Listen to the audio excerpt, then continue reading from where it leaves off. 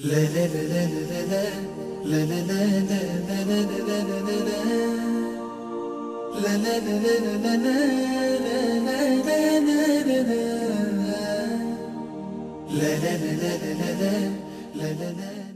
و نصلی علی رسول الکریم۔ معزز ناظرین، السلام علیکم ورحمۃ اللہ وبرکاتہ۔ پروگرام ایک کہانی ایک سبق کے ساتھ عبدالخالق ہمدرد آپ کی خدمت میں حاضر ہے۔ آج کے اس پروگرام میں انشاءاللہ تاریخ اور سیرت کی کتابوں سے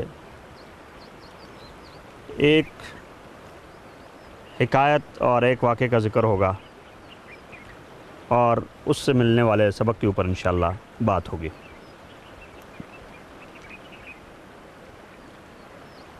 ناظرین، حضرت عمر رضی اللہ تعالیٰ عنہ جو خلیفہ دوم ہیں اور جن کے زمانے میں کیسر و کسریٰ کی سلطنتیں پیوند خاک ہوئیں اور جن کے اسلام کے لیے نبی کریم صلی اللہ علیہ وسلم نے دعائیں مانگی اور جن کے اسلام کے بعد مسلمانوں نے خانہ کعبہ میں پہلی باجماعت نماز ادا کی اور جنہوں نے ہجرت کے وقت چھپ کر ہجرت نہیں کی بلکہ علی اعلان ہجرت کی اور کہا کہ جس کو اپنے بچوں کو یتیم اور بیویوں کو بیوہ کرانا ہے وہ اس پہاڑی کے پیچھے مجھ سے آ کے ملے۔ یہ خلیفہ دوم حضرت عمر بن الخطاب رضی اللہ تعالیٰ عنہ ہے۔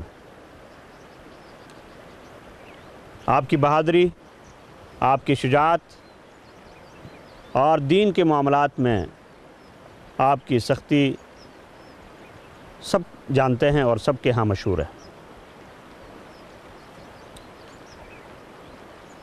لیکن اس کے ساتھ ساتھ آپ کی زندگی میں نرمی کے بھی ایسے واقعات ہیں کہ جن کی مثال ملنا مشکل ہے۔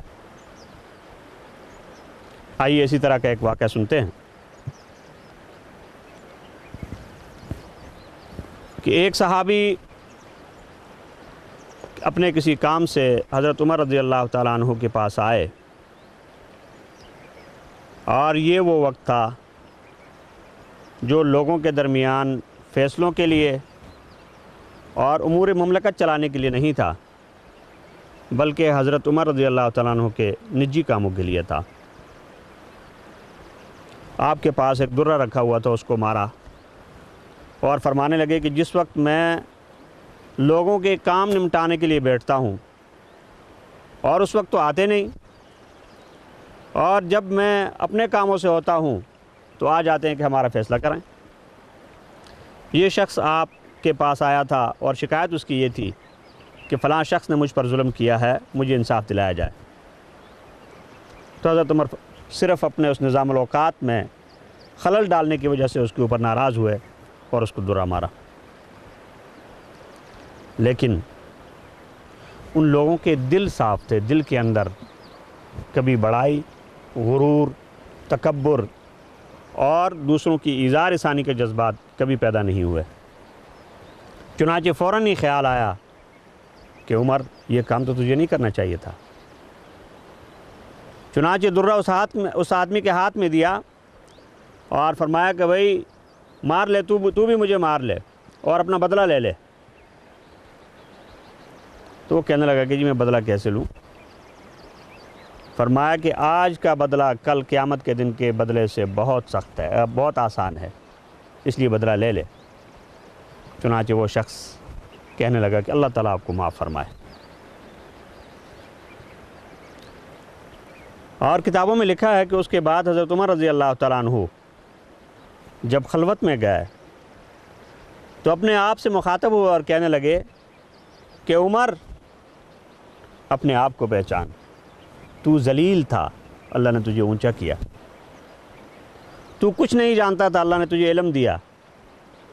تیرے پاس کچھ نہیں تھا، اللہ نے تجھے اختیار دیا۔ اور آج جب ایک شخص آ کے تجھ سے کہتا ہے کہ مجھے انصاف دلا تو اس کو درہ مارتا ہے۔ چنانچہ اپنے آپ کو بہت زیادہ ملامت کرتے رہے۔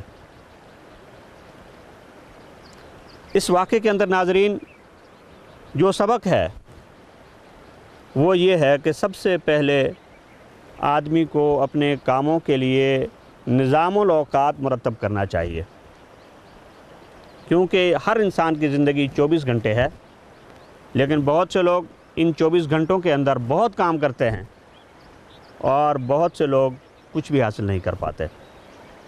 اس لیے نظام الاوقات کہ اپنا ایک ٹائم ٹیبل ایسا بنائیں جس میں آپ نے کون سا کام کس وقت کرنا ہے، اس سے آپ کے وقت میں بچت ہوگی۔ اور دوسری بات کہ جب ہم کسی کے پاس جائیں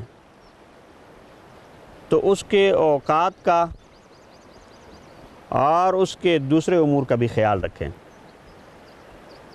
کیونکہ ہر آدمی ضرورت مند کی طرح فارغ نہیں بیٹھا ہوا۔ اس لیے خیال رکھنا چاہیے کہ جس وقت شخص کے پاس میں جا رہا ہوں کیا اس کے پاس جانے کا یہ وقت مناسب ہے،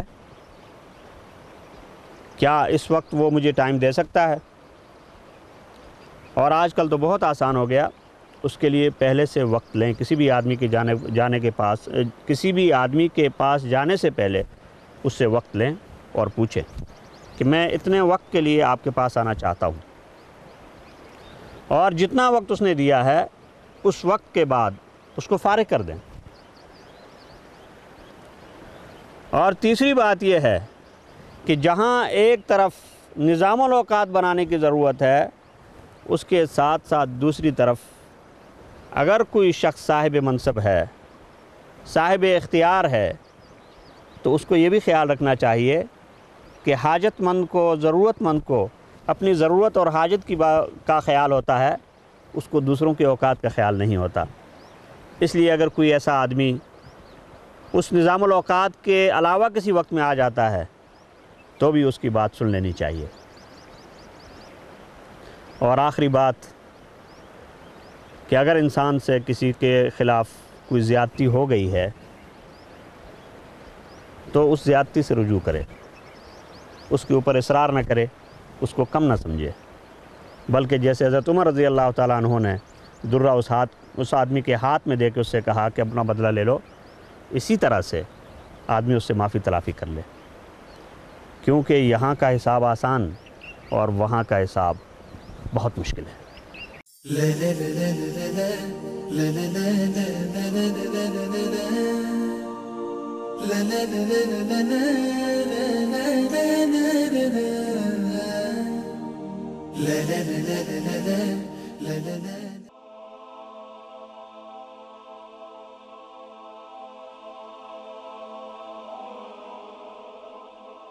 ایمان کی کرن، ہدایت کی شمع، وصال اردو۔